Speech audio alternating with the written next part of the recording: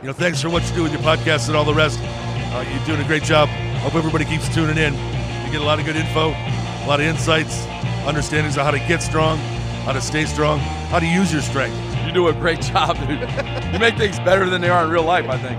If you don't follow Massenomics, y'all do it. Social media, website, everything. Massenomics. Welcome back, listeners, to episode 182 of the Massenomics podcast, the lifting podcast about nothing. We've got a big one planned here for episode 182 today, but before we get into all those good details, let's hear a little bit from our supporting sponsors. Today's show is brought to you by Spud Inc. The goal of Spud Inc. straps is to make products that support sports performance and help everyone achieve their training goals. They make products that last forever, won't bust your budget, and most importantly, leave no doubt about success when everything is on the line. Check them out online at spud-inc-straps.com. This episode is also brought to you by Hybrid Performance Method, your one-stop shop for all things fitness and online coaching. Whether your goals are training-related, nutrition and body composition-related, or both, Hybrid has a program for you. With dedicated and experienced coaches in each strength and fitness discipline, you can rest assured that you're in the best hands possible. Use code MASS, M-A-S-S, in all caps for 5% off any training and nutrition memberships for the life of your memberships. Visit hybridperformancemethod.com. Today's show is also brought to you by Lifting Large. Lifting Large is your one-stop online shop for powerlifters, strongmen, Highland Games athletes, CrossFit athletes, and anyone that lifts iron. Visit liftinglarge.com today. There's free shipping on any orders over $60, and 99% of orders are shipped the same day that they are placed. Thank you for our supporting sponsors. We'll hear a little more from them later on in the show.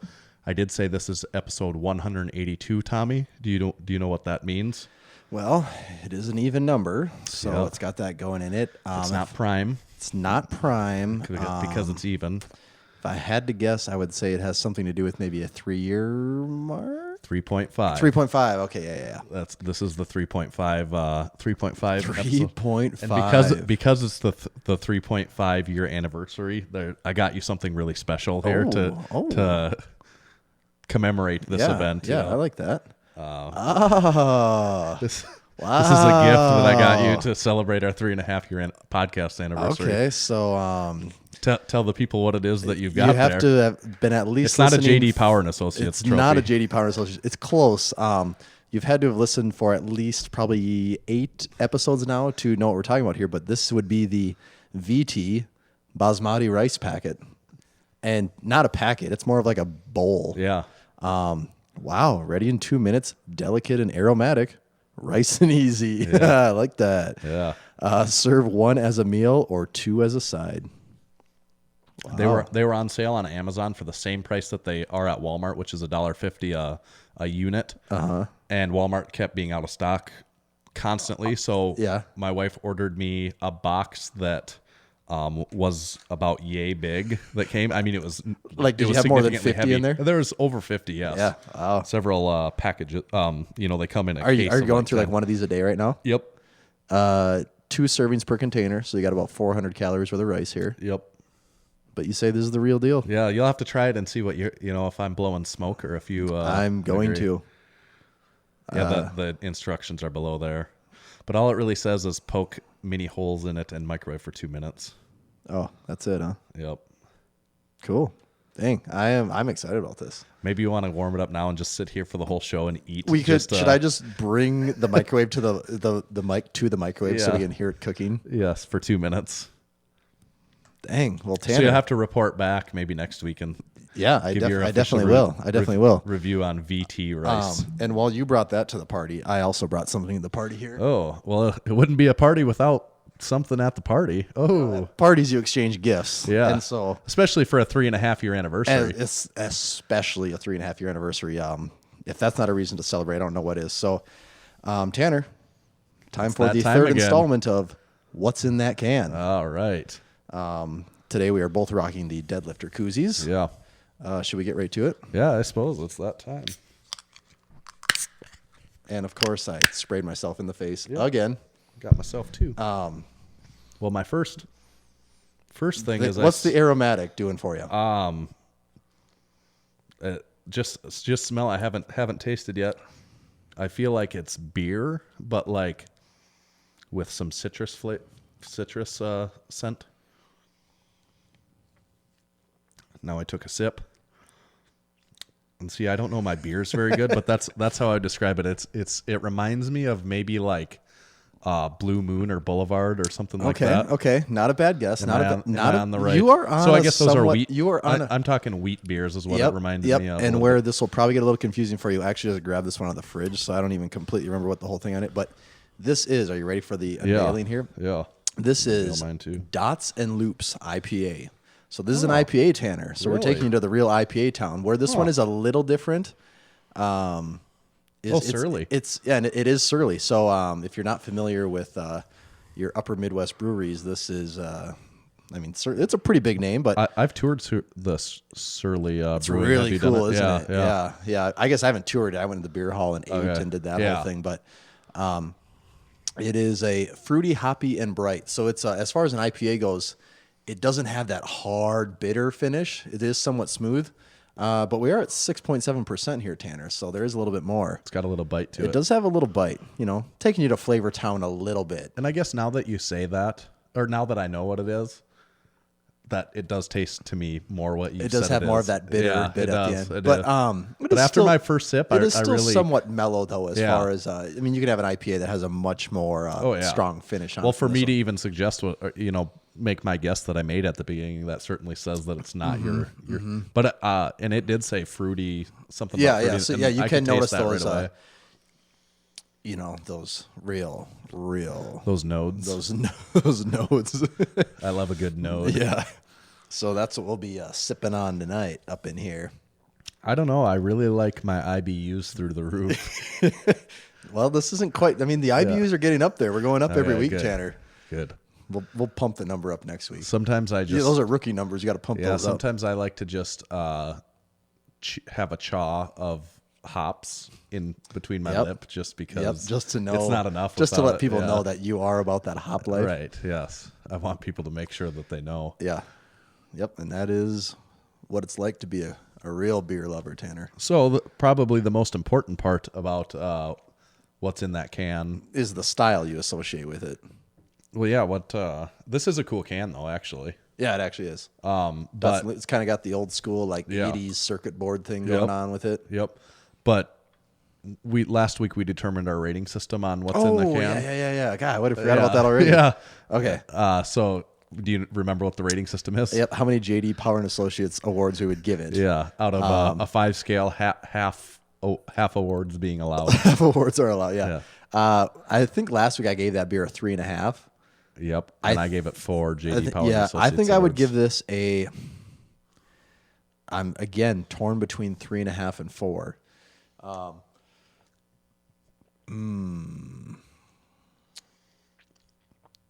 Just because 4 seems like a high number to be giving something. I don't just want to give those out willy nilly, But sometimes things are 4s. I'm actually going to go with 3.5 again on this. I'm going to go with 3.5. So you're rating it the same as? Yeah, I'm tough on my ratings. Yeah. A 5 is going to be almost unachievable. 4.5 is going to be very rare, and 4 will be uncommon. Yeah, I gave last week's a 4. That beer last week was much more up my alley. Mm-hmm. And even just after knowing this is an IPA, it makes the first sip was pretty good. The second sip after knowing it was an IPA was a little less. It good just for ruined me. your night. Yeah. So but it's still. That being said, it being a real IPA, it's pretty good. Okay. I like. This is something I would like to have 1 or 2 of, and that's it. I would not want. The thing more is, than that. is if you drink like 7 or 8 of them, your taste buds don't work anymore, and so then it doesn't matter. The limits of humanity don't apply to you anymore. So you can just do anything then. So that's always an interesting. It also feels like you're drying, like your body is dehydrated itself, starting in your tongue, like your mouth is puckering all the way through your. Yeah, like it's just throat. been any bit of moisture has been dissolved. I also don't want to fall into the trap of always giving something like at least a 3 JD Power Associates award. Because it is a prestigious. Right. It is a prestigious. Yeah, you don't just throw around JD Power and Associates. Yeah. awards. Like it's not just some. This isn't Chevy over here. It's not. You just assumed you're getting 3. Like it's not how this works. Yeah, you got to work for it. So. See, I'm torn between 2.5 or 3. Well, when in doubt, go with the lower one. I guess I'll give it but to me, to clarify, 2.5 is not, that's not saying I don't like it.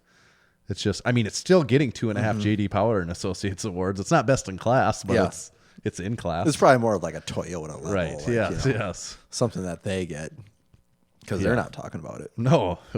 They probably have actual good things to talk about is the reason why. Like we actually like Just innovated a room full of trophies. We have a good business model, so we don't rely on our JD Power and This coming from Associates. two guys that don't own Toyotas. No, but I think it is pretty widely accepted that through business school. I'm sure we did a few the case Toyota. studies on Toyota. Yeah, all of their 5S and Kaizen and Do they do Sigma, Six Sigma, or- all that stuff. Your black belt, lean manufacturing. Yeah. Toyota did it. Toyota Now did it look at 'em. first. Now look at them. What do they need JD Power and Associates awards for? Your awards are no good here. But yeah, all that being said, I don't own a Toyota and probably don't intend to, but Yeah, we'll see. Yeah. Anything's possible. but I do give it 2.5 of the JD P and A awards. When you're tight with them, you can say that, right? Yeah. JDP and A's. Yeah. I wonder what JD stands for. Someone should look into that. For Yeah. us. It's funny, the first time we talked about JD Power and Associates awards, I made the comment that it's funny that Middle Class Fancy has never posted a meme about JD Power and Associates awards. They have now, haven't they? They did that week. Oh, they did? Yeah, later that week, like the week that our episode came out, they posted a JD Power and Associates awards, and we got tagged in it like 10 times. Like Massenomics did it first, Tanner. a few people have commented, and because we've probably borrowed a few ideas from Middle Class Fancy. Oh, yeah. in I mean, time. it's just, but I mean, I would say their ideas aren't exclusive to them. No, either, though. that's very true too. But a couple people have tried to make the conspiracy theory connection that us and Middle Class Fancy are somehow tied more closely together than what we would let on. I wish. I think they make their living just off of the account. Yeah, So I think so. if you can make your living just purely off of an Instagram account, you got something going for you. We're working on it. Yeah, we're trying. Yeah. So that's our what's in that can segment. It's a good Amazing. Tanner, I have something that's really, really been bugging me, and I feel like maybe I'm one of the only people that ever have this happen to them, and that is, and it just started happening to me in like the last year or two. Gout. No, but good guess. What is gout? Is it on your feet? Is it something? It's like shingles, isn't it? I'm not sure. I mean, my wife would 100% know, but we'll never find out. I guess that's one of those things you don't really know because you don't really want to know. No, I don't. I have done this multiple times now where I am eating, doing my thing, and I bite the inside of my mouth so hard that blood starts pouring out of my mouth. Now, I've done this twice in the last 6 months, and it basically shuts down your meal on the spot because, one, I have blood pouring out of my mouth, and then not only does it shut down your meal on the spot, it pretty much shuts down eating for the next week and a half because you're just praying to God every meal you don't rip that thing back open, and then anything that touches it is the most painful thing in the world. Now, does this ever happen to you? Not that as much. I bite my tongue on occasion when I'm eating, and that usually that doesn't really bleed very much, but I do have this feeling where I have to feel with my fingers to make sure that I did It's not still bite there. off part of my tongue. And where it hurts to the point where I'm like, this is the worst thing that's ever happened. Yeah, I used to do that one a lot Okay. more. Now that I think about it, it's been a long time since I bit my tongue hard. But yeah, it used to be the same thing where it would just be bleeding because you'd chomp down so hard. I can't recall doing the inside of my mouth recently. And it's always like towards my front of my lip here. And the thing is, once you bite it, it like bubbles up, and then it just is so much more susceptible to being bit again and again and again. But yeah, the last time it happened to me like 6 months ago, I think that week I lost like 6 pounds because I basically couldn't eat for the whole week. so it lasted for that long? Oh yeah, because I bit it, and then the day I bit it, I later that night bit it again, and I thought, oh, okay, I'm done. This is it. And then the next day I bit it one more time, and at that point I didn't know if I needed stitches or what, but last time you were probably like, no. Oh, I was like ready to just throw my food, and every time it happens, my wife thinks like my teeth are falling out because I'm like, oh, I instantly go like into this panic mode, and then I have to be like, no, it just I bit my mouth again. Yeah. But yeah, it happened last night, and I'm just, I'm on the road to recovery now. Yeah. I'm on that comeback road. Hashtag road to recovery. Hashtag road to recovery. So that's the life I'm living. Yeah, I'm on the hashtag Knehab. Hashtag Knehab rehab. You were talking about the mouth, and you mentioned your teeth falling out. Have I ever told you the story about the time that almost all of my, at least 5 of my teeth got knocked out? No. Yeah. So this was, we could go back in our Wayback Machine. We got to go back 10 years next month. 10 years. 10 years next month. So it was October 2009. Okay. Yep. And imagine you're in. So I'm trying to think. Okay, so Lil Wayne's probably playing in the background. I remember Lady Gaga. Poker Face was big. Yep, Lady Gaga was definitely playing in the background. She was probably behind the scenes working on Bad Romance, just getting ready to drop that one on everyone. The Black Eyed Peas were still doing their thing all the time. What's the Black Eyed Peas girl's name? Fergie. Fergie was being all Fergalicious. Yeah. She was still Fergalicious back then.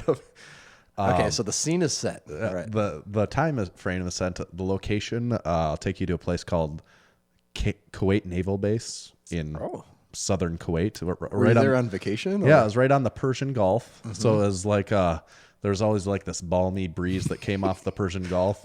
Ocean breeze. In actuality, it never rained in the year that I was there, but it would be so. And what was the name of the resort you were at here? Kuwait Naval Base. Oh, okay. Kuwait Naval. Okay. And I was there for a year, so it was a hell of a vacation. Yeah. But it never rained, but it would be so humid that the tin roofs would sweat. It would water would run down them. Really? Like there'd be so much. I didn't think it. I mean, it makes sense because there's a body of water there, but I just never assumed it got that humid ever there. No, if you go to north farther into Iraq, I think it is very dry. Well, yeah, it makes sense because they're off. But I still even thought on the ocean there it wouldn't get that humid. No, it was, especially in the summer, it was at times very humid. Not all the time, but I remember the times really well that were really humid. So it was, but it was a wet heat, but it was only 110, 115 degrees, so it wasn't too bad. Well, yeah, it's not. I mean, it's just a wet heat. It's not that dry heat. But anyway, so that's where we're at, and we would have these basketball tournaments there. These 4-on-4 basketball tournaments, kind of these full court, but not really a full, is maybe 3/4 the length of a court. And they would get pretty intense, of course, when you get a bunch of 20-some-year-old guys with nothing else, nothing else fun to do. But the basketball tournaments, and it would be also where you're at. It's not just the people that you're used to being with. There's a bunch of different units, like people from different parts of the country that you're there. And when you say country, you mean America. Our country, yeah. Like other naval units or army units from all over the country. So you're all there at the same place for a year, and you see these people, you eat lunch with them at times and stuff, but most of the time you stick to your people that you actually are with and work with. So there's us versus kind them, of the gang big time. Thing going. Yeah. Yes, for sure. And so we're in a basketball game, and we get a fast break with the ball, and I'm out in front, and someone passes me the ball out in front, and it's clear from so you got me the to fast the break. Yep, and I'm going up for a layup, right-handed layup on the right-hand side, and someone from the other team runs. They're you can picture this thing where someone's sprinting trying to track it down, but he didn't go to block the shot. He just as I'm up for a layup, the old undercut. Yeah, undercut me big time to where I teeter-tottered, where my face landed directly on, my body all landed right behind my face, which landed on the ground. So your face broke your fall. It did big time, quite literally. And it took, and I know that I had a concussion. We didn't do things for the concussion at the time, concussions, but even in 2009, essentially even are slightly different than what it is right now. It's crazy how 10 years ago, concussions, you got a concussion. Okay, yeah, when we played high school football, people get concussions. It's all right, all right, you had your time, get back out right. there. But it wasn't like that then. Yeah, concussion culture has really come a long ways. But so I remember when I got up, I remember going to my hands and knees. And this was underneath the hoop where it kind of got gravelly. We were on a sport court thing, but I was kind of had gone underneath behind the hoop into the gravel. And I remember like sifting my hands through the gravel because I was positive that my teeth, like my front 4 top teeth, were no longer in my mouth because like my mouth was pouring blood, and it felt like with my tongue moving around or even feeling Like with my there was hands. nothing there. Yeah, it felt like there was nothing there. My teeth hadn't fallen out of my mouth, but I thought that they did. And they looked and said, no, your teeth are there. And where we're at, there is not a dentist. Yeah.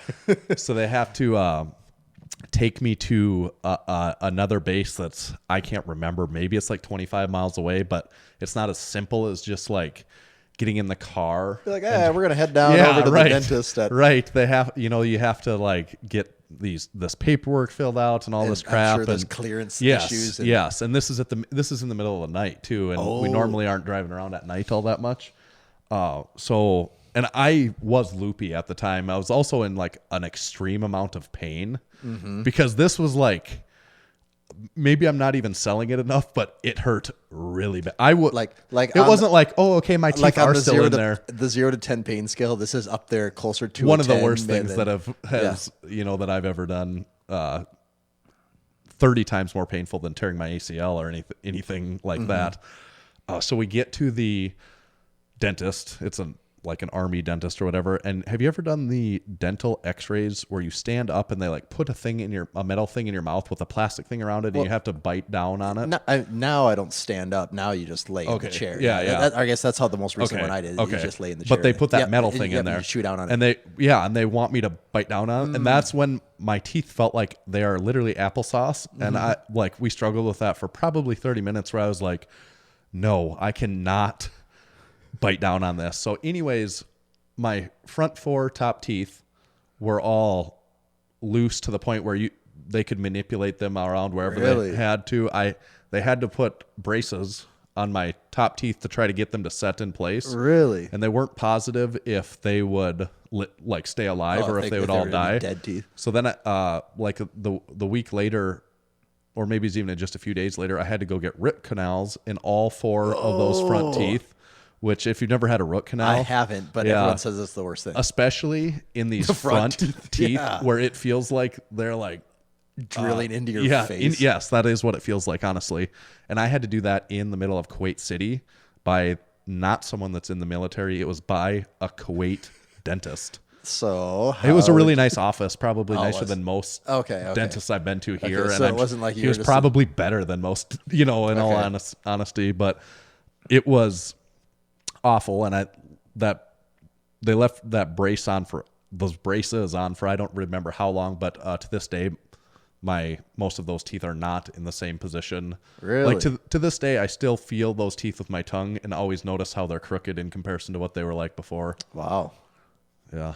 So that was that's worse than biting never inside I your figured cheek. that's a good story, and I just thought I remember about you that. saying something about getting undercut playing basketball in the army, and I didn't know what went with that story, but wow. Yeah. So and my teeth did all survive, but just a little more crooked than they were before. Yeah, that's nuts. Luckily, I don't care about that anymore. And also, the army just doesn't allow basketball anymore because of that, right? Well, I don't think I played any more basketball for the rest of that year. After that, I was like, well, that is no longer fun for me. Jeez, yeah. That's It was also in the championship game of the tournament. Yeah, well, there's a lot on the line then. I think we lost then, and they finished without me. But I don't think I mean, because they had dirty. Also, players. it was like I forgot to mention this. It was like a bench clearing. Is it? Yeah, it was. Yeah, it was like not just the players bench, but like the people watching the game were all like jumping up, and nobody did anything, of course, because that's probably the way that goes. Like 95% of the time, let people know you're there. Yeah, everyone's trying to be tough. And I was like, I'm not trying to be tough. I'm trying to like not swallow my teeth. trying to keep this together, man. Yeah. Wow. So that's a good story for the day. I guess I'm all out of scar stories, Tanner. I was gonna say, did you ever burn your mouth really bad on pizza? Pizza does that more than any other food, doesn't it? That is the only other mouth injury I ever get is pizza. And I also went through a stretch where it's like, I don't know, the pizza comes out of the oven. It's like, it needs to be in my mouth now. Yeah. And That's what she instantly said. you're like, instantly like that was the wrong decision, and you can just feel it just wrecking you. Yeah. And then you know it's bad when shortly after eating, the skin is already peeling off of you can feel it hanging down because you've burned it that bad. Yeah.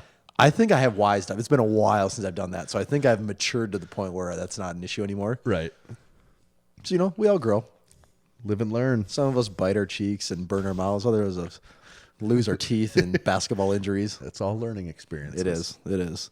Do we want to talk about like anything Lifting anything in particular today? I thought this was a story where we relive old sports. Our old sports history. Yep. Like high school sports, especially. We could need to probably get into that. That's what people want to know the most about. I us think is our high school I sports. think they say when you first meet someone, the best icebreaker is high school sports stories. Telling them how good you were and how good your teams were. And they say the longer ago it was, the more relevant it actually is. So just keep that in mind when you're meeting new people out there in the world. it is a good advice to probably know that that's If the you bring up opposite high of that school is sports true. and the other person brings up college, they're just a dick because they're trying to rub their college Yeah, elitism like, on you. you played college. Yeah, no. High school sports were Yeah. the only sport that ever mattered. No. We were going to talk about the Arnold Strongman that went on this last weekend, right? The one that was they call it Arnold Europe, but it was in Spain, right? Barcelona, I believe. So that went on this last Saturday. When you're listening to this, it'll be about a week ago. Mm-hmm.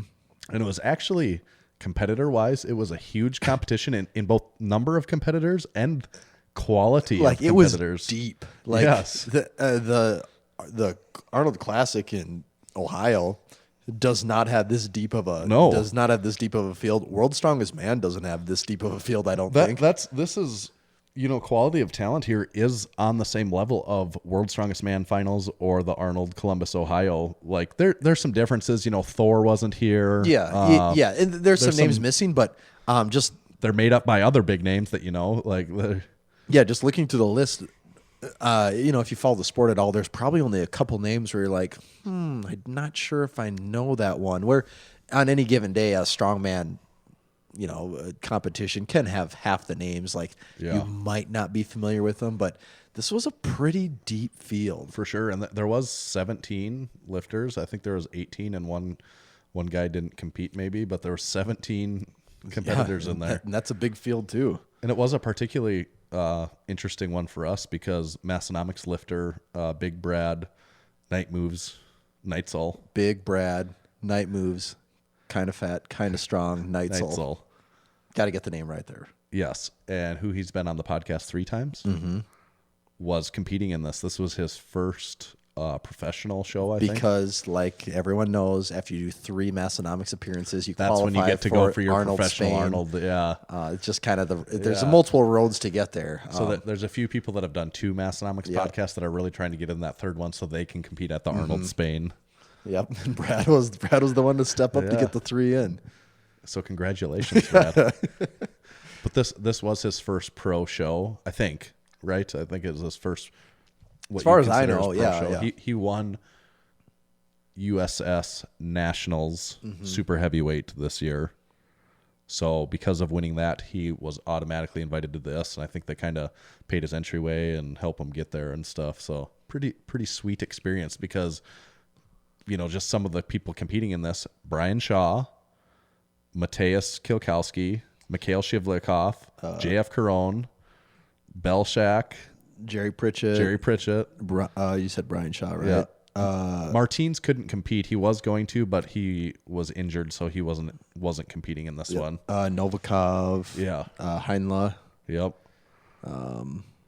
Yeah, so some big names. Right. Some big names. So he got to compete on the same. It wasn't actually on a stage because actually by the looks of it, they do not do a great job. It looks like it's in a gym. Yeah. It looks like the most low-key. It was kind of in a shitty little corner of a concrete floor with no space. Yeah, and like it nowhere looks for like anyone to around sit. here what would be referred to as just an armory. Yeah. Like that's what they Right. that's what it Yes, looks that like. is exactly what it looked like. Yeah.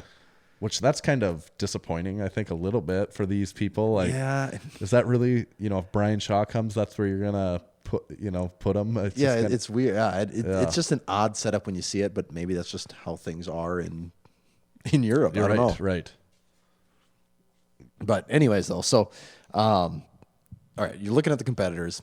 it's a stacked field, no doubt about that. And then when we look at the events, we have the log lift, the super yoke, farmer's carry, deadlift, arm over arm pull. Yeah. So kind of your nothing unusual. Yeah, there's a deadlift from the floor. There's a log lift. There's Yep. no Atlas stones. Yep, no Atlas stones. But besides that, I mean, pretty, arm over arm isn't super common. No, that's probably the one wildish card of Yeah. the. Of the Otherwise, it's pretty straightforward. straightforward. So, we probably don't need to run through every one No. of these, but No. log lift, what was it? Was it like 400 pounds. Oh, it was 180 400 kilos. Okay. Yeah. Okay. So yeah, big log, Yeah. and of course Mateus whips out 5. Like, Yeah, he won that event. yeah. Brian got 3, I remember, which is a little surprising that he only got 3. I think a note on the whole day is that Brian Shaw. Yeah, and I think we'll probably Yeah. discuss that more at the Yeah. end here of kind of where he fits in this whole Yeah. puzzle. But yeah, so he had 3. Trying to just see the other big ones. Next close would be 4 with Shimlikov had 4. But when you have a log at 400 pounds, there's going to be some zeros, and there was a decent number of guys that had no lift on that. I know Brad had told me he was not even planning on attempting the log. Oh, He really? Yeah, because he knew 400 pounds wasn't. Well, yeah, I mean that. So he wasn't going to go up there and that's try to one. pull It's a like, well, bicep. if you're, if it's, I don't even know what his PR was, but if it's I 20, think maybe 30 like pounds, 330. okay, The three- yeah, some- and yeah, ish. if you're not even within, 20 pounds of that, what's the point Yeah. of even like, yeah, that's just Yeah. a tough one. And so yeah, there was a lot of guys there where the log lift wasn't happening. But go to the next one, the super yoke. I think what was it like? 1,000 pounds. It was 1,000 pounds. 1,003 Okay, or something okay. like that. Yeah. So by Arnold standards, when you look at the Ohio Arnold, what's not that crazy. That one's like Oh, 13 or 15, 14. Oh, is it 14? 15? Yeah, something like that. I know it's Thir- over. I Yeah. know it's at bare minimum. It's 13. extremely heavy. Yeah. So 1,000 pounds, which still a really heavy yoke. Yeah. But We did- there was. To put it in reference, though, at the Massenomics Strongman Showdown, We had 2 last guys year. We go- did 1,100, I think. And that was one of A them. comparable One of distance, them went actually. without dropping. Even. Yeah, and that's a comparable distance because I think they were going like. This was probably a little farther than that, but not. Not I mean, the completely one different. is an amateur strongman. The Right. other one is making his way up through the amateur ranks. Right, But, right. So it's by no means an undoable yoke for someone at that level. But there was again there's some variance in performance where you have guys finishing it in as quick as like 11 seconds, and then some non-finishes, which is again to be expected when you're just talking with 1,000-pound yoke. Guys like Alexei Novikov and Mateus, they look like they are running with the yoke. Like Mateus stumbled a little bit, Yeah, so it's his like time they was down a little bit. put a but- backpack on Yeah. and just like, all right, let's go. Yeah. And that's what they do. They just, and it's not even like they're taking these little tiny. It's like they're just No. striding out. Yeah, it's crazy. It doesn't make any sense how No. they. That's when you just see like how insane. Like we say it all the time, but how insane these guys are is. Right. It's another level. It is. It's like another 8 levels. It's Right. so nuts. So super yoke. Okay, move on from there. Farmer's walk, and was that 440 per hand? I can't remember. It was 4 something per yeah. hand for sure. Anyways, it's a great. I mean, just the fact that you have to do essentially an 800-pound deadlift Yeah. to start your Yep. event. That's what gets your event started. That's pretty nuts. And And these guys were booking again, same way where it's just like, what? How are they so fat? Like, again, how are you like, running, wh- sprinting with when that? you look at Mateus, so between the he obviously put the most work in on the log lift, having five reps. And when you look at his next 2 events, though, the super yoke he was going for 14 seconds, and the farmer's walk he went for 8 seconds. So between the next 2 events, he had 22 work. seconds of work in. Yeah. And, yeah, it's just hard to comprehend Yeah. how fast he's going. And there was a lot of competitors, looking through there that were in that. Well, they're all so fast that the time, just like a few seconds, is such a huge difference when you have 17 competiters. Yeah, like just- a 3-second difference in time can cost you like 6 spots. Just looking between 8.43 and 10, 10 and a half, you have 1, 2, 3, 4, 5, 6. You have like 6 guys within like a second and a half of each other. Right. some of that you wonder how much it comes down to stopwatch error. There would be that in there for sure. Yes. I don't think they're using exactly like the Olympic level record keeping on these things, but so yeah. Anyways, it close event there, but going into so we wrap that up. Deadlift next. I think. Deadlift was the next event, and that was 805 pounds on a pretty stiff bar. and this is you don't see this very often. It looked like about as close to with the exception of straps, about as close to a powerlifting setup as you get. It was calibrated plates, no suits, no figure eight straps. Yeah, that one still is so weird to me. I still don't completely get that. I mean, I know you've kind of tried to explain it to me, but I still just don't see. I don't know. That's always an Arnold rule. That's an Arnold rule. To me, it's also like the no thumb loop on your wrist straps. It's kind of like there is a difference though in the way that people can utilize figure eight straps in a different way that they can utilize like you can get more because you don't have to with figure eight straps. You almost do not have to wrap your fingers around the bar. You're kind of almost just gripping the straps. Right. So you can get a different range of motion out of it. Yeah. But for a lot of those guys, it probably wouldn't make a difference because it's just like some people, like Eddie Hall is a good example. I think he was really good with figure eight straps. Mm-hmm. So like when he'd have to come to the Arnold and not be able to use them, that would make a difference for him. Yeah. But like Brian Shaw, I think he usually just uses regular straps. Think so. I don't really. That rule probably doesn't matter for him. No, right. Yeah. Well, but Thor uses figure eight straps all the time. Yeah. But maybe the elephant bar. I don't know. Yeah. I don't know. But anyway, so deadlift, we're talking, what did we say, 805? Yeah, 805 solid 805, 4 reps on what basically seemed like a stiff bar. Yep. You got calibrated plates, so you don't got weights out to the very end. Yeah. No touch and go reps. No touch and go reps. This is one, too, where check out, because there's from what I can tell, the only place where footage exists is Martine's channel on YouTube. He did pretty much a full recap video of it. He actually ended up being a judge for the event, which is kind of cool, too, that they just let him be the judge. Yeah. But when you see these guys doing their deadlift setups on an actual just regular barbell, you see, damn, like Brian Shaw, Jerry Pritchett, they are out so wide past the rings. Like or at they're so wide. Yeah, they are. And that is just their setup. And it seems so not advantageous. But I guess when your frame is that big, you have the right to do that. Right. But I'm looking at it, I'm like, the insides of their legs are where my hands go. Yeah. Like my hands are well inside where their legs are. Especially those two, Brian and Jerry. Jerry really has a wide stance. Yeah. Big time wide. I think JF Crone won though. I think he did 7 reps. So JF Crone won that with 7 reps. I think Brian only got 1 rep. Is that right? He only got 1 rep, and we will again come back to him. But he had 1 rep on that one. Brad Neitzel though did have 5.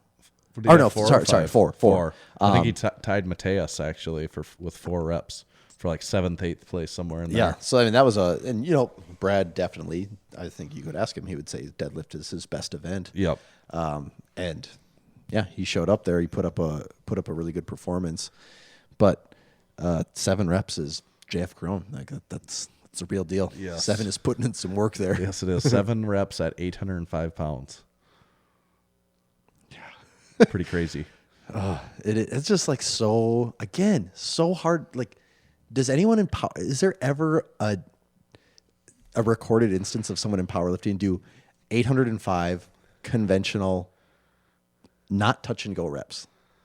Like I know George Lehman had some crazy. Yeah, he did. But those was were the master always of the touch and go. He would actually do. I don't know what you call them, but where you reset on the. Where he would even like pull it out of the rack. Start it up. Yeah, it's like almost a reverse deadlift or whatever. Yeah. Right. Eddie Hall kind of do that same thing sometimes.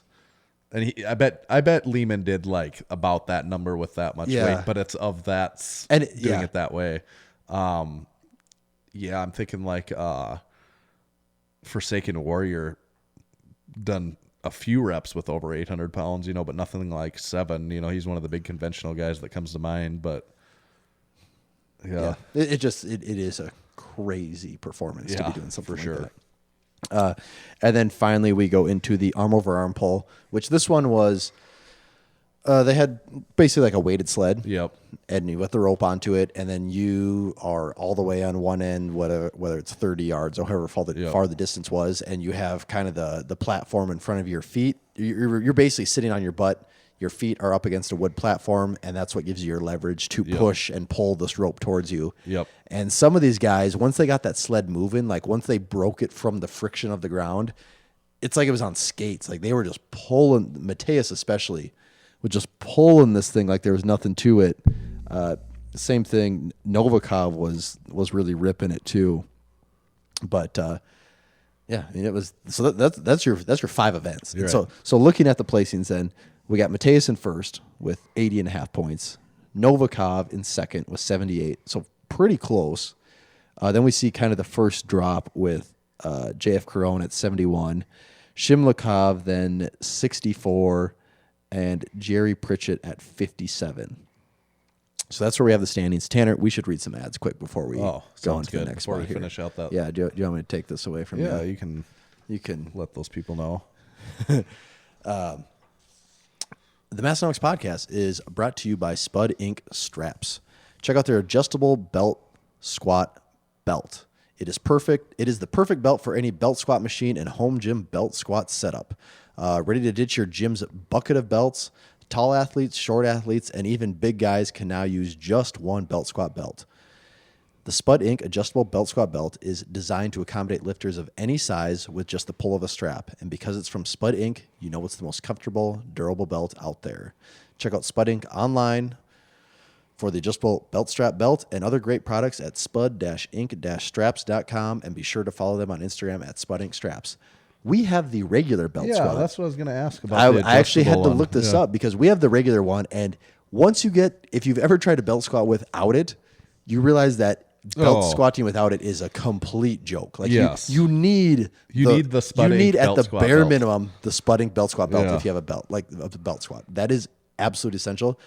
But the adjustable one now, you can adjust the kind of the amount of The loops. There's additional loops. yeah, in it, yeah. so there's additional choices. Yep. There's choices, So now if you have a belt squat that maybe doesn't have adjustable heights with it, you can stop yourself from, depending on your setup, bottoming out because you can pull a little more. Yeah, there's probably, like, by the choices, there's probably, I think, 9 different variations that you could set it up with. So leave it up to them to come up with another Yeah. another option for this belt. Like we said, we haven't used that, but just speaking about the regular belt squat belt, exactly what you said is that is what you not even just want, but that is what you need. It is for belt squatting. it is the industry standard. Yes. We tried even using like a what would you call it, like a dip belt before. Yeah. And it just works. It works, but it sucks. Yes. Like that, there's no comparison. It is not even the same product. You need the Spud Inc. belt squat belt. Yes. You need that 100%. And we're not even just saying that because they're a sponsor of the Massenomics podcast. That is just a fact. Yeah. Yep. That is a fact. So don't be dumb. Pick that up now. Yeah. Today's show is also brought to you by Lifting Large. Lifting Large is your one-stop online shop for powerlifters, strongmen, Highland Game athletes, CrossFit athletes, and anyone that lifts iron. They have over 2,100 training tools from the top brands like Titan Support Systems, ER Equipment, Spud Inc., Skull Smash, Pro Lock Collars, Kabuki Strength, Texas Bars, Pioneer Belts. You can add Skull Smash ammonia inhalants to that Yep. list as well. And more than 15 other manufacturers. yeah, there you go. Lifting Large has been serving athletes around the world through their online store for over 15 years. Owners Mike and Teal Ottoman have over 55 years of experience competing in powerlifting, strongman, and Highland Games. They hold multiple world and American records, so you can rest assured knowing the products they carry are the best in the industry. Visit liftinglarge.com today. There's free shipping on any order over $60, and 99% of orders are shipped the same day they are placed. Listeners of the Massenomics podcast can save 20% on Lifting Large branded items. Just use discount code MASS20, that's MASS20 at checkout to save 20% on Lifting Large branded items. Place your orders at liftinglarge.com, and you can follow them on Instagram at liftinglarge.com. That's liftinglarge.com. And we have a new Lifting Large banner hanging up at Massenomics Gym now, too. The gym just It keeps looks good in looking there. better every day. Yeah, that was a good addition to the wall. Mm-hmm. And this episode is also brought to you by Hybrid Performance Method. If you've been training without a coach and have been looking for a competitive edge, remember to check out hybridperformancemethod.com. Hybrid has 15 different strength and fitness programs covering everything from powerlifting and strongman to gymnastics and general fitness, all included in one training membership. That's not all. Hybrid also offers one-on-one personalized nutrition coaching that uses lifestyle habits and a flexible approach to shape your nutrition plan around your current lifestyle, instead of turning your lifestyle upside down in order to support unsustainable habits that only work in the short run the way most programs do. If you're ready to take your training, nutrition, or both to the next level, use code MASS in all caps, MASS, for 5% off memberships to all programs for the life of your membership. And Tommy, I don't even really have to ask you this, but because I know we've talked about it on the podcast, but I'll ask you, we've talked about the what we personally think the value of good coaching is, like of reputable coaching or something that's worth it. And we've both agreed, even prior to Hybrid being a sponsor, that there is real value in coaching that's good. Oh, absolutely. Like, they're probably like more than we even know. Yeah.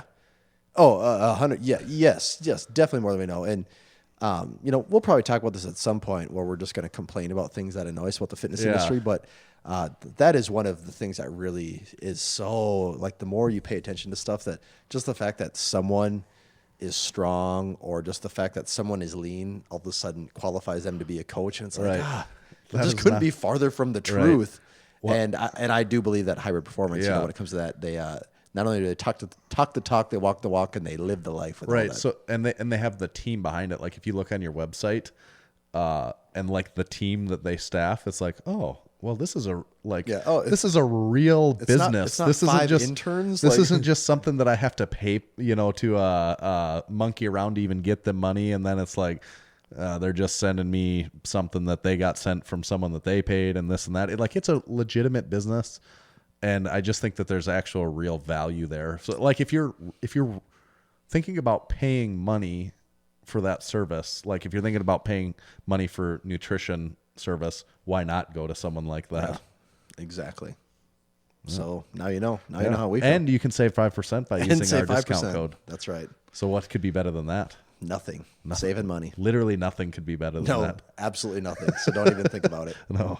So thank you to our sponsors. Tanner, we got to finish up this conversation about the strongman. I was just hoping we do more sponsor stuff. Well, we can soon enough. But probably the biggest shock to most people looking at this will be Brian Shaw's performance. And I just, right before the ad break, read the top 5. Brian Shaw was not in the top 5. No. Where does Brian Shaw fit into this? 7th? He fits at 7th. Now, about mid-pack out of 16, 17 guys, he got 7th. And then when you look at the way it happened too, the first one, log lift, which traditionally he's been one of the best in the world. Yeah. He now has 3, which on any given day, 3 is not a bad number with this. Right. But we're also talking about a guy that not that many years ago you should assume is going to place in the top 3, if not win it, assuming like Big Z's probably not there. Right. So that's where Brian Shaw probably was not that long ago. Next one, super yoke. 18 seconds. Like, I think 2 years ago. When it comes to yoke, you would pick, in the past, you would say Brian Shaw's got as good a chance of winning that as anyone. We watched him, was it 3 years ago, 2 years ago at the Arnold with the 1,500-pound yoke. Just get up and walk with it. Yeah. So he probably the difference of he probably did that one faster than 18 seconds right. at that time. So it's like, it doesn't matter what it weighs, he's going to do it in the same amount of time no matter what. I don't know if that's the case. Like, but his legs just only go go one speed. So whether it's 1,000 or 1,500, that's how it's going to work. Watching him in comparison to the top competitors, he looks like he is in slow motion. Yeah, especially when you're judging about like what he was doing not that long ago. Even. Yeah. So then there's that. We go to the farmer's walk, 13 seconds. Again, kind of middle of the pack. Nothing. He's never been known for his speed, so okay, maybe that's just where he's at. But probably this next one is the biggest shock: the deadlift. 1 lift. Now this is a guy that a few months ago was going for the all-time world record on the elephant bar. Yeah. At 1,050 pounds or something he called out. Didn't get it, but before that he did. What did he do? 1,000 something. Yeah. He did get 1,000 Yeah. before that. Yeah. And now you'd say, well, I mean, this guy's deadlifted he's deadlifted 1,000 several times. Multiple times. So why should 800 be something he can't just rep out at least 4 times? Right. You got to think that it's just injuries at this point, just piling up. You would assume. Yeah. Right. I'm sure it was. I haven't Did heard he him just get say that yet much at this weaker in the point, but last few months? That his deadlift just dropped 200 I think, pounds? I know he struggled with a hamstring injury at the Arnold and since at World's Strongest Man even maybe. And it's just like, I don't know if that stuff's ever going away. Well, I don't yeah, think, yeah. to me at this point, I do not think that is ever going away. I know. And when you look at the last event, that arm over arm pull, 19 seconds, that was about middle of the pack again, Yeah. too. So when you look at, we've been talking about this for a couple of years with him now, is every performance we're like, like, And this is his, like, oh, the worst about one he's as ever bad as had. it's Yeah. bad as it's been. Now it's at the point where I do think he is still one of the strongest men in the world. But now it's coming to the point where you just want to think like, I don't even think this performance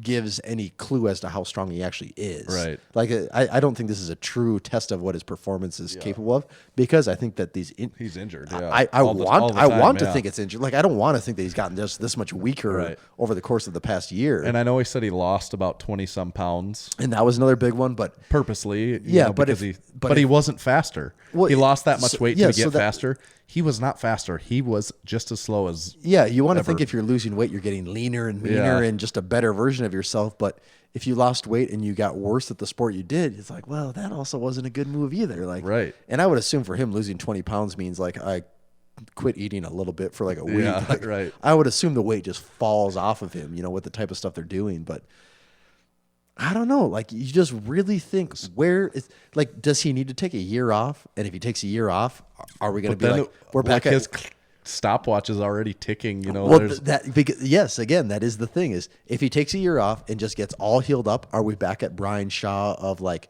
2015, 16? Or is it like that ship has gone. sailed and that's gone forever? Yeah, I think that is gone forever, and he's not qualified for the Arnold now. And As of now, he will not be at the Arnold. They did announce that the Santa Monica, like just Arnold today, right? that there is going to be a Santa Monica Arnold. so a he few could more of these compete at it. guys can sneak in, but also Martins is also not qualified. Martins is not in. I don't think Jerry Pritchett's in yet. Jerry Pritchett is because they take the Santa Monica Arnold will qualify the 8th automatic qualifier, and then they take 2 wild cards based on points for the Arnold they series. do. Okay. And Jerry Pritchett is in like first or second for points, so Jerry will probably still make it. Like if he goes and does the Santa Monica one and just places middle of the pack or something, he'll make one of those 2 wild cards. But Brian or Martins, neither of them are in. They haven't been doing most of these shows. Yeah, so like one you have of to do them, like, most of the basically shows. needs a win to get in. Yeah, but you don't also need a win. They need the best placing out of someone that is not already qualified. Well, but So, like wouldn't this- a win automatically get them in though? Like A if- win would, but they don't need a win Oh, to get they in. don't, They okay. need a best place. They need to place the best out of someone that's not already qualified. Oh, okay, so So if- Mateus and Novikov were both already. This is a good example. Yep. Mateus and Novikov were both already. So So JF Carone qualified. Okay, so JF Crone got let's the say bid for this one. in Santa Monica, Yeah. Martins, JF Crone, and Novikov all go. Martins goes and gets 4th. He would still get in then. Yeah. since all 3 of those. Oh, Yes. okay. Yes. So Shaw could do. Martins and Shaw could both. The they don't have qualifying to rules are win. not the most publicly made things, and they're Right. not super obvious. Right. And then Jerry Pritchett and one other guy who I think is probably either like Belshak or Heinla, one of those guys, also has like the most points for the circuit because Mm-hmm. Yeah, they like do all the gotta shows. be right up there too. Yeah, because neither of them have got an automatic qualifier, but they both placed decent on a lot of them. So they'll probably still get qualified. But Martins and Shaw are not in the running for that. So for sure, one of those 2 won't be at the Arnold this year, out of Martins and Shaw for sure. Mm-hmm. And also, is Shaw going to even do it? Like after this performance, like, is there something that's going to be different at that point in time? Or does he want to go get because I guarantee this is embarrassing for him. Like you don't be like the 4-time world's strongest man, Yeah, and then just like and then go get 7th. watching your star just very quickly fade away. I guarantee he left there feeling Not good. Not happy. Thinking like, God, get History Channel on the line. We got to get the second season of. But that's a I mean, that's that a is joke, where- but that's true. Where And it's that like, is where his when future it's is. right, when- and I don't. I mean that. yeah, That's awesome that is where his future is. Most people would be like, most strongmen in this situation would be like, well, I guess I'll just be a person now. Like Right. That's their other option. But that's when is he and or when is he going to make that call and say, okay, I have over 1 million YouTube subscribers now. I'm on a History Channel television show. I'm just going to do that stuff. I'm going to try to make it in a few movies because I'm 6'8", 440 pounds. Do movies, do seminars, do everything you can to not have to do a normal job and work for someone else. Right. Or is he going to continue to go to these competitions and get 7th place and not qualify for the There's going to come a Arnold point and- with that where it's more expensive to go to these competitions and get in that place Right. than the money you're getting back for that place. Because in order to continue his YouTube channel and such, I don't think he needs to be competing in World's Strongest Man. He can I don't think so. I go think he hang has out with enough Eddie of- Hall Yeah, and go, he can just book appearances. And I Yeah. think for the most part, for a few years, people will still be very excited about Right. going there and meeting him. But he is, relative to his past, kind of stinky poo-poo right now. Like, Yeah. it's And almost like even sad to watch Not even him like because, distant past, but even Yeah. somewhat recent past. but I'm a fan of his, so it Yeah. kind of is, but that's also just the name of the game. Like It is, especially with strength sports. There's a window. I mean, sports in general, and Yeah. then sports that have sports to the strength related to extreme. them. Especially strongman. That can change in our and now we really are like witnessing this whole changing of the guard thing with That's a good point. the guys that were like getting in first podium finishes 4 years ago almost don't exist now. No. Mateus and Novikov are really good. That Novikov is really good. Did you hear on Martin's video? He said he's competing 30 times this year. Okay, Like every week. He said like every weekend for like 5 in I a had row. to like play that back like 3 times. I'm like, I can't be hearing that right. And then Martinez is like, it when do you train? Yeah, it sounds like he said that. I'm like, well, there must be something I'm not understanding here. So that was he actually being serious with Yes. it? And he said, when do you train? And he kind of laughed and said, I guess I don't. I guess when you're doing that many competitions, though, like that's throwing yourself in the fire. Like you're going to get the technique down. I think that guy is good. I mean, I'm not saying any. Obviously, he's freaking good, but like if a I real had to pick who's technician. going to win World's Strongest Man this year, not counting out Half Thor and not counting out Martins, I think Mateus is going to win the World's Strongest Man this next year. I don't know about the Arnold. That's a little bit different show. Mm-hmm. It's heavier, of course. I still would. It'd be hard for me to not pick Thor to win that. yeah. But I think Mateus is going to win the World's Strongest Man this year because his deadlift is getting to the point where it's going to be good enough It's that not he's not just going a to give up so glaring many weak points. spot for him anymore. But that Novikov, like, I'll be surprised if he doesn't win World's Strongest Man in the next few years if he if he stays 30 healthy. competition- yeah. How do you not just be broken at that point? I mean, That's crazy. That's more than every other week. That is not sustainable. The thing There's is, that is 52 not- weeks in a year. That's more than every other week. yeah, that is not sustainable. Like talking about getting injured. That's Most like of these every guys, 10 days doing a competition. yeah, the best of the guys usually only compete like 3 times a year. Well, Thor, outside of World's Strongest Man and the Arnold, that's it. Europe's right? Strongest Man. Oh, yeah, maybe, yeah. Maybe Giants Alive. Yeah. Maybe. So 3 or 4. Yeah. Mateus seems to do quite a few still, but like at some point in time they'll get old enough that that'll drop down too, and Yeah. they'll get established enough that they won't feel like they need to do that either. But I really think those 2 guys specifically. I know Martin's won this year, and he's also young and coming up. But like Mateus and Novikov both look so fast with everything They do. that it's just You know what would get me really, really excited this year at the Arnold? If this year at the Arnold, when Mateus walks by, if he took a picture with us. Remember when he walked by last year Right. and we're like, oh, it never dawned on us how big he actually Do you know is. how bad of a job even people that came up to our booth to come and that wanted to talk to us, like that we like and Oh, follow like the day, that we like did the not day do a when good- Meg Squats is like, Massenomics. We're like, oh, it's Like, Meg Squats. you know what- And she goes, you hey, know how to say our I name? I think she goes like, hey, can I take a picture with you guys? Took a picture with us. We're Yeah, like, oh, yeah. yeah. She went away and they're like, oh, we didn't take a picture of Yeah, the next squad. yeah. It was like totally like the Dumb and Dumber thing. We're like, sorry for my friend. The Yeah. town of the guys is the other way. Like that's totally like what we were. That's And exactly it what it actually, was it like. wasn't even like she was gone 5 minutes. We took apart our booth. We were, I think, like 20 miles down the road. We're like, oh, we Why forgot didn't to we take a get a picture picture? with it. Like, yeah, and that's just. And there's how- so many people and like oh, that. and Like, those- I'm a big fan of Travis Ortmeyer. He came by, was hanging out, talking forever. Like, like loved our stuff, and he was really cool and stuff.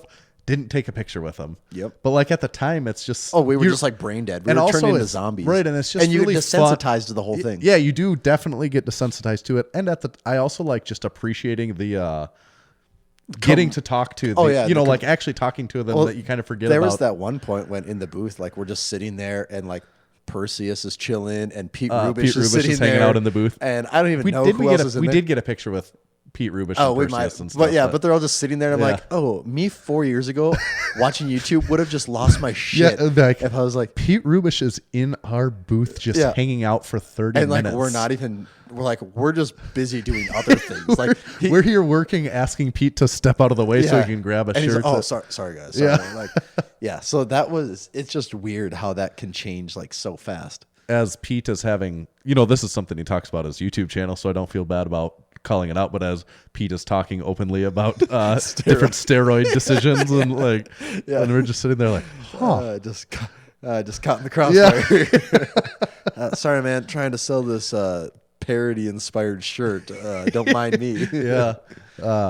That is true though. But yeah, this next year that should be a goal, is to actually get pictures with or TD Smash and Julius Maddox think are both they- there hanging out for a long time. long time, Taking yeah. up the entire our 10 booth. foot wide table, taking up the entire thing. the whole thing. We did get a picture with James but of course. I But think some of those other guys, if we didn't, I think definitely more people took pictures in our booth than we did. Right. We took like no pictures in our booth. Other years we were great about that because that's what we were there for. Yeah. This year we got your brain just all that damn can, work. Yeah, you can really only focus on one thing after a certain amount of time, and that is just getting the shit sold. So making all that.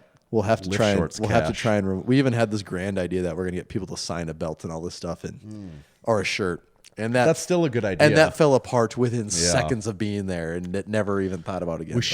We should get a custom Pioneer belt, a Massenomics one, and get them all these people to sign it this next year. Yeah, maybe if we're smart or someone reminds us, we'll do that and And then we could raffle give it it, off. Yeah, give it away to some Except people. I would just want to keep it. As I the know only thing. that'd be a really cool item. Yeah. Speaking of all, and one other note, Brad did finish, I think, 16th or something like that, first ever pro show. And, I don't know if he is happy or disappointed with that, but I would think no matter what, it's an impressive day to get to compete on the same platform as all of those actually are guys. competing against the best in the world. Yeah. So how many people can ever say that they went head to head with the best in the world at anything? So that alone is just That's a big feather in the cap. super awesome accomplishment. And, and I'm sure Brad is already scheming for his next move here. So Yeah, no doubt. well, Tanner. How about this, Tommy? Are you familiar with our segment of Who Weighs More? Oh, I am familiar with it. It's backed by popular demand. Okay. We're just going to jump right into it. Yeah. You remember how to play I do remember how to play Who it, Weighs yep. More. It's pretty Pretty much, self-explanatory. pick the first one or the second one. Yes. Try to decide who weighs more. Give a little story, a little thought as to what you think their weights are, and then pick a final answer. Who weighs more? Hafthor Julius Bjornsson or Harambe? The late All right. Harambe. R.I.P. baby. Yeah.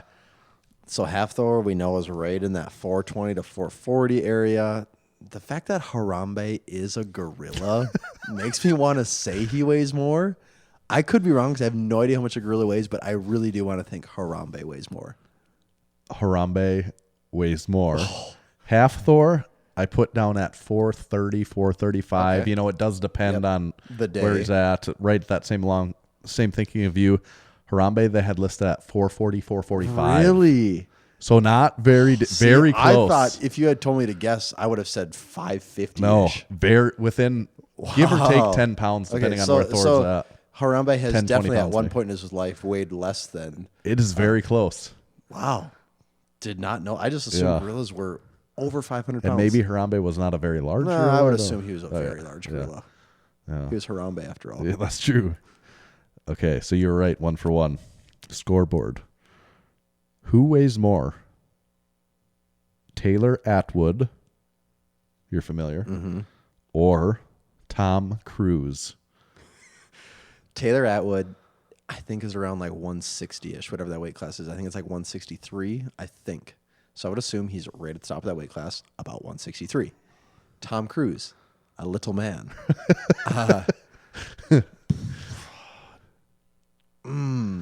Outside of Tom Cruise being a little man, I don't have much to his weight is a mystery, and I believe his height is a bit of a mystery too. Yeah. He's always running. He is always so running. He can't be too heavy. He's always sprinting. Running. I think the last Tom Cruise movie I saw and I actually really enjoyed it was The Edge of Tomorrow. Have you seen that? I don't think I have. It's really, really good, actually. It's several years. It's probably 5 years old at this point. Is it Mission Impossible? No. It's not. I haven't seen any of the new Mission Impossibles, but this one is like they're good. It's like a sci-fi one where he's like somehow this thing happens and he's like in this military base in this sci-fi setting and he dies. But the world, every time he dies, the day just starts over. So he keeps trying to get farther and farther and farther and farther along. And it's almost really like a Groundhog It Day. is like a groundhog, like alien invasion military thing. It's pretty cool. I've not seen that. If you're into military, more sci-fi, but even kind of military type things, I think you'll find this enjoyable, and I liked it a lot. But that doesn't answer the question of how much does he weigh. I'm gonna say Tom Cruise weighs more because I don't think he's as lean.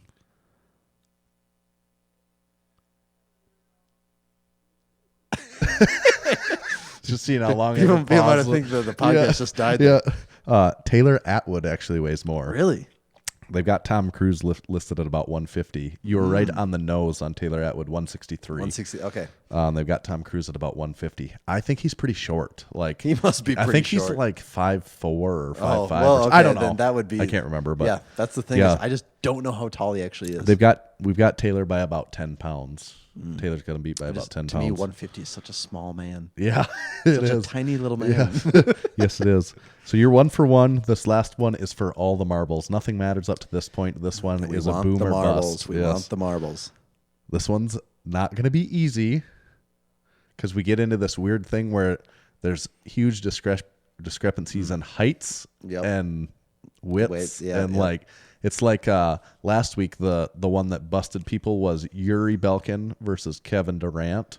You knew it. You said Kevin Durant you think has got to be heavier because you're like he's 6'11". I don't think most people realize how tall NBA That's players probably what actually got are. people. I maybe a lot of people that are into the NBA don't realize that Durant is nearly 7 feet tall because there was like 60% that voted on Yuri on that one. So that's where people got tripped up. So I tried to find another tricky-ish one here. So we're going to go Joe Sullivan or Blake Shelton. Who weighs more? Blake Shelton. What do you know of Blake Shelton? Is it The Voice or is it? It is The Voice. It's The Voice. Okay, it is The Voice. I get all those talent shows mixed together. His As wife, you should. As I should. His wife is Gwen Stefani, correct? Is that his wife? I don't know if that's his wife. He used to be married to some other country, some blonde country singer, and they got divorced. Yeah. I don't know country, but I feel like I can And now picture her face. his at least girlfriend is Gwen, maybe wife is Gwen Stefani. Yeah, I don't keep up on Hollywood tabloids enough here. Okay. So if Gwen Stefani's his wife, I'm just trying to calculate how much. Yeah, and she was the She lead was singer in of No Doubt. And she knows just what you're spiderwebs. Don't speak. Don't speak. Yep, that too. Okay, who am I comparing him to again? Joe Sullivan. Joe Sullivan. Wearer of many a Massenomics t-shirt. Does that matter? I think it Never does seen a little Blake Shelton bit, in a actually. Massenomics t-shirt. I have not. I don't know Joe Sullivan's weight class for sure. I think it's like 220, but it also could be 242. That's where I'm a little mixed up, and he's probably done both. But I think Joe Sullivan's kind of short, and I think Blake Shelton's kind of tall. And also, like, for just an average dude, I don't think Blake Shelton probably works out, so he's probably not trim or fit. And he's probably tall. He weighs at least 220. just because I don't for sure know Joe Sullivan's weight class, I'm going to say Blake Shelton weighs more. That is incorrect. Really? But it's a little bit of a trick question because Blake Shelton just recently lost quite a bit of weight. Oh, okay.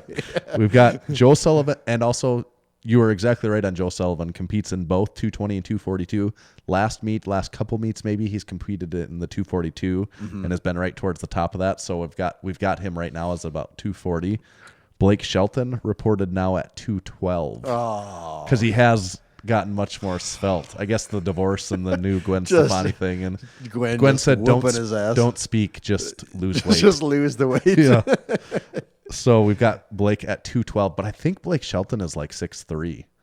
Yeah, I you were right. For some reason in my mind, I thought he was kind of a taller guy. I think he's pretty tall. Maybe if because you ever see him standing next to all the little people on The Voice. Yeah, but I bet at one time, Joe Sullivan was competing in 220, and Blake Shelton probably weighed more like 240. So 6 months ago, a little this bit could of a be tricky very different question. Yeah, right. Wow. Well, that's just the way it goes. You didn't get the marbles today. I need to be more timely with my thought process here. You need to keep up on Blake Shelton. I'm just going based off of historical data this whole time. So that's our Who Weighs More segment for the week. Wow. Always a great segment. Real brain buster there. Yeah. I was kind of 50-50 on a couple of those, and it didn't do me right. That's the thing about Who Weighs More. There's tricks involved here. We involved animals this week for the first time too. Mm-hmm.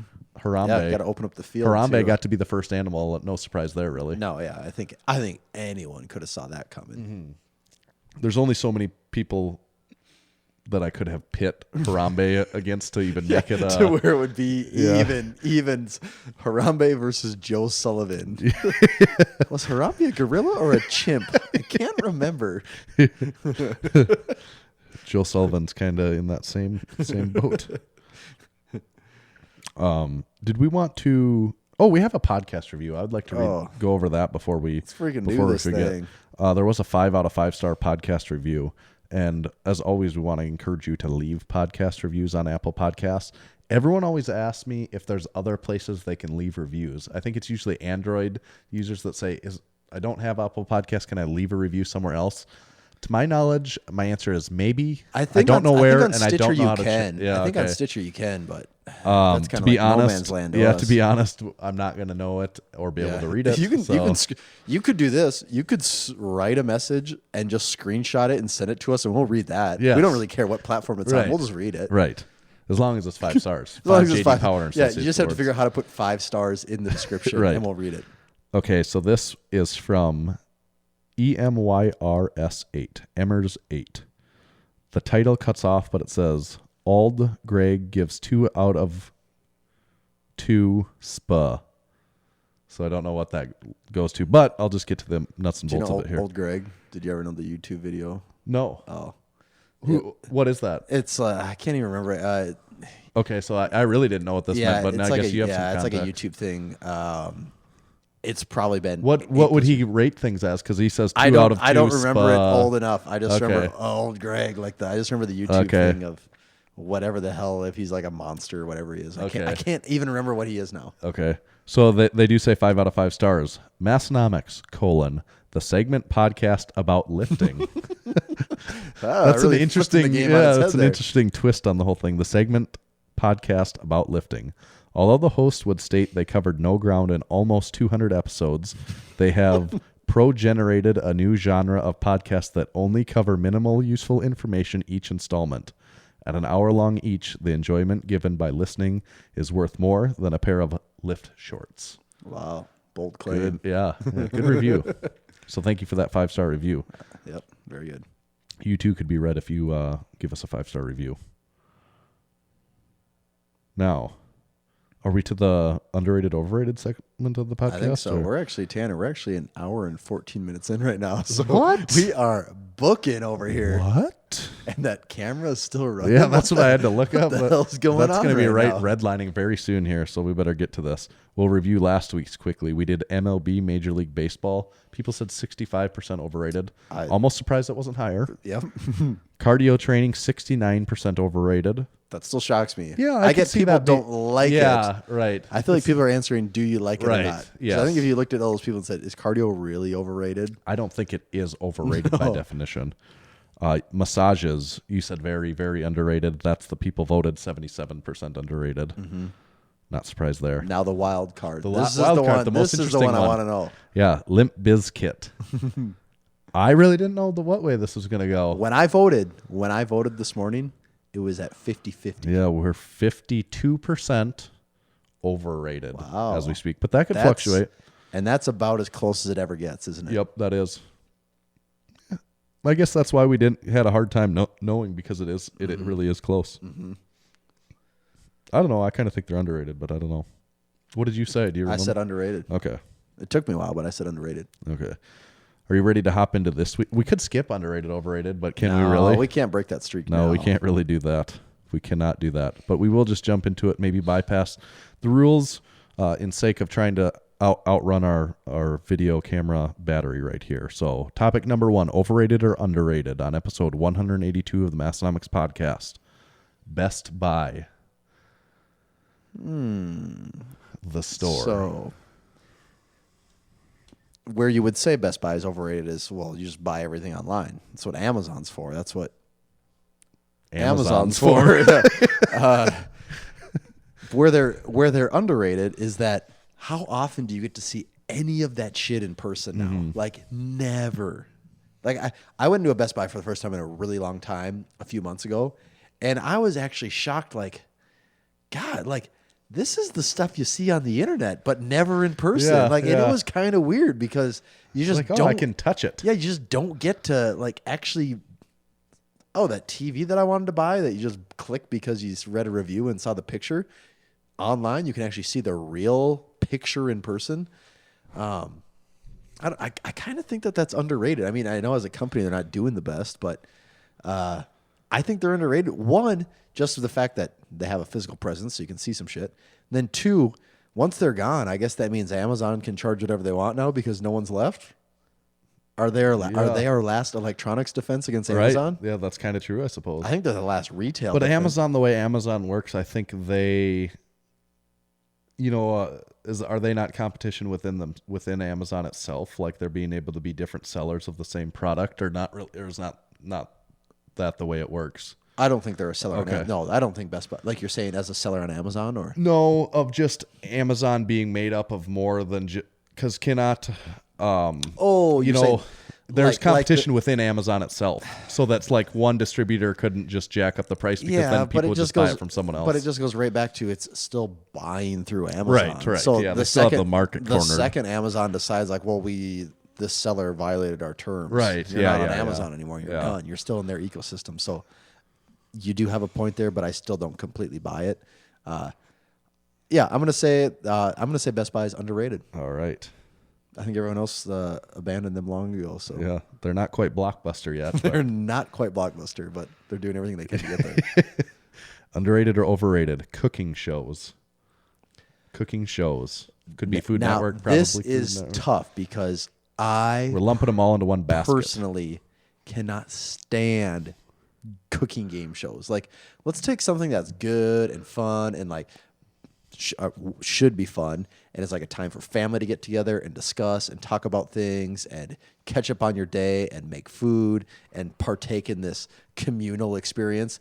And let's just make it stressful and put artificial constraints and guidelines and fake drama and Yeah, fake things yeah. and just make it as intense as possible. And like, that just doesn't appeal to me. Is like why people look to figure out how to make every event stressful. Like, Yeah, just right. like things just can't be what they are. Like it just can't be like, hey, we're just doing this thing. And growing up, before like the Food Network really took off, like when I was a kid, Iron Chef would be on the Food Yeah. Network, the Japanese Yeah, ones. right. And I thought it was the Translation, yeah. coolest thing because you're watching these people with like these just insane like skill levels doing just doing wild stuff, you know, Yeah. making the fish ice cream or whatever the hell they would make, with these constraints because they have all these dishes they have to do. But cooking shows that are not competitive, like Anthony Bourdain, like No Reservations, I loved that show. Like watched it so hard for multiple years. I probably missed a few, but I want to think that I've seen almost every one of them. Love that.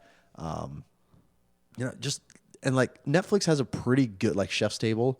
Yep. pretty damn good, like cinematography and Yeah. like getting to like the story behind this and how people are doing it, and like really focusing back on this creative aspect of making food. But when you say cooking shows, I'm thinking of it. Most people, I believe, when they think of cooking shows, they think of the competition part, and I am not on board with that. So I think I'm going to say for sure competitive cooking shows are overrated, and because I'm just going to say that is cooking gotta shows, be I'm going to lumped. say cooking shows are overrated. Okay, overrated. Next topic: overrated or underrated Skittles. The candy, taste the rainbow. Okay, it's a sugary little pellets. Yeah. Like it don't need to make it out to be anything more than what it is. You probably enjoyed them from the age of like 5 to 16. Oh, there goes the camera. Yeah. 5 to 16. I don't know. Did that really define your youth? Like, were Skittles the soundtrack to your youth? There seems to be a little hoopla around Skittles at times, doesn't there? Yeah, I just think it goes back to the fact that powerlifting is just not have enough exciting stuff going on, so people Yeah. have to identify with sugary snacks.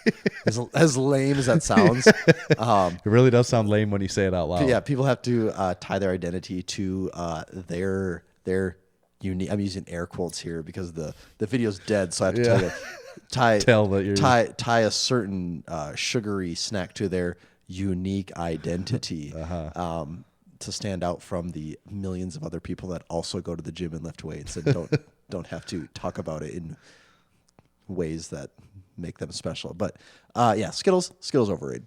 Overrated. Last topic for the day: overrated or underrated dad hats. I think dad hats are underrated. And how would you describe a dad hat? Dad hats, that's what most people would consider more of like an unstructured cap. Unstructured, structured, and usually shallow. Yep, unstructured, usually shallow, and then typically we're not talking like a metal flex. clasp. Yeah, like not a flex fit or usually not fitted or not a flex fit. Usually, yeah, they have kind of like a clasp closure on the back, like kind of almost like a cinch closure kind Yeah. of. I mean, that's probably not the right word, but yeah, clasp is probably the Yeah. right. I think it's underrated because you know what? There need to be all styles of everything. It's definitely trendy right now, but for a while, there was only fitted New Era caps. That was the only style. Then for a while, we got trucker caps again, like extreme like trucker mesh, caps. like mesh snapback or mesh trucker caps. And then we also had snapback, kind of like New Era caps Yeah, for a while. yep, Like we had that, and then it kind of came full circle, and now we're getting dad caps. And when I say now we're getting them, I mean they've been around. Yeah, they've it's been, not brand they've been new. back for Yeah. several years again now. But yeah, let there be a hat for every head type. Every right. head type needs a hat. Yeah. I'm all on board. You didn't say fedoras there, Tanner, so that's Not a yet. whole There's other always next week. conversation. It's funny though, where the culture I grew up in and the dads that I grew up around, that is not what dads were at.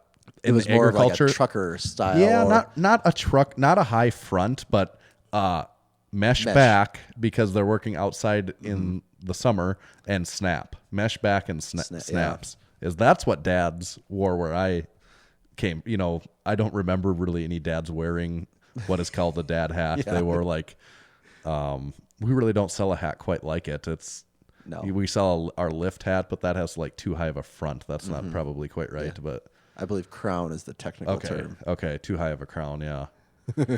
You know, got to get the words right Yeah. so people know what we're saying here. But I don't get to invent the names of these hats. I just, Yep. just have to follow Just the gotta rules. partake in it. Yeah. So that was the last topic. The end of overrated.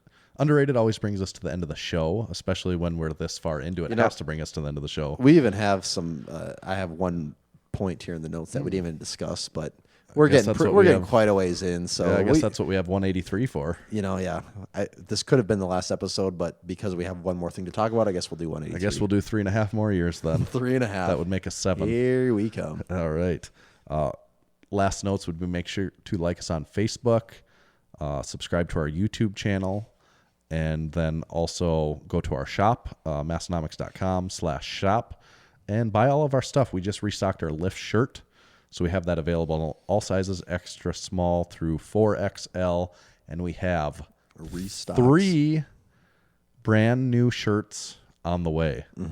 And that's all we'll say about that for right now, but could be very soon. Restocks on the way too. Yeah, restocks of the Don't Curl in Me shirt, which we're out of a few sizes right now, so those will be coming back soon. So check that out on our store, and you can make sure to follow us on Instagram. What do you got there, Tommy? You can find me at Tomahawk_D. And you can follow the official Massenomics Instagram page at Massenomics. And we'll thank our sponsors one more time again. Today's show is brought to you by Lifting Large. Lifting Large is your one-stop online shop for powerlifters, strongmen, Highland Games athletes, CrossFit athletes, and anyone that lifts iron. Visit liftinglarge.com today. There's free shipping on any orders over $60, and 99% of orders are shipped the same day that they are placed. Today's episode is also brought to you by Spud Inc. The goal of Spud Inc. straps is to make products that support sports performance and help everyone achieve their training goals. They make products that last forever, won't bust your budget, and most importantly, leave no doubt about success when everything is on the line. Check them out online at spud-inc-straps.com. This episode is also brought to you by Hybrid Performance Method. They're your one-stop shop for all things fitness and online coaching. Whether your goals are training related, nutrition and body composition related, or both, Hybrid has a program for you. With dedicated and experienced coaches in each strength and fitness discipline, you can rest assured that you're in the best hands possible. Use code MASS in all caps for 5% off any training or nutrition memberships for the life of your membership. Visit hybridperformancemethod.com. That wraps us up for 182. Stick around next time for 3.5 more years. See ya.